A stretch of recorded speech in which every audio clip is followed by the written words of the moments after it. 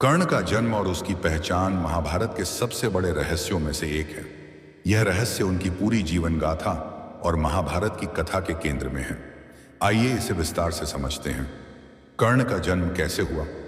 कर्ण का जन्म कुंती पांडवों की माता के युवा अवस्था में हुआ था।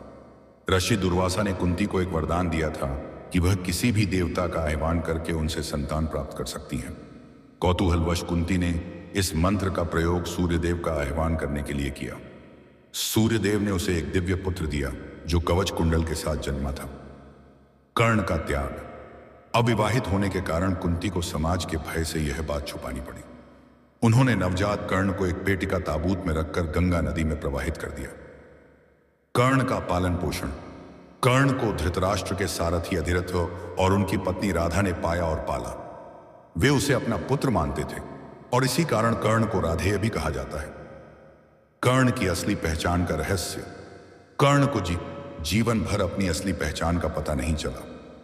उसे हमेशा यह महसूस कराया गया कि वह एक सूत पुत्र निम्न जाति का है। यही कारण था कि उसे समाज में कई बार अपमान का सामना करना पड़ा।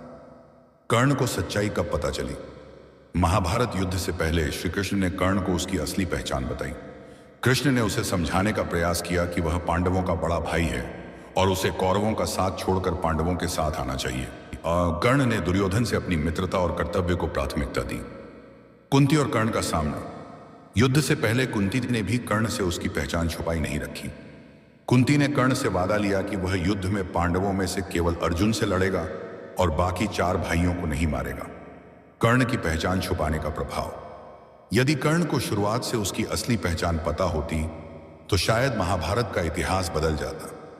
उसे समाज और जाति के आधार पर जो अपमान सहना पड़ा वही उसे दुर्योधन के प्रति वफादार और अर्जुन का शत्रु बना। कर्ण की दुविधा। कर्ण के जीवन की सबसे बड़ी त्रासदी यही रही कि वह अपने पूरे जीवन में सूतपुत्र का कलंक ढोता रहा, जबकि वह सूर्य का पुत्र और क्षत्रिय था। कर्ण का जन्म और उसकी पहचान एक ऐसी कहानी है जो त्याग, संघर्ष और मानवीय त्रासदी का अद्भुत उदाहरण प्रस्तुत करती है। यही कारण है कि कर्ण महाभारत के सबसे जटिल और प्रिय पात्रों में से एक है।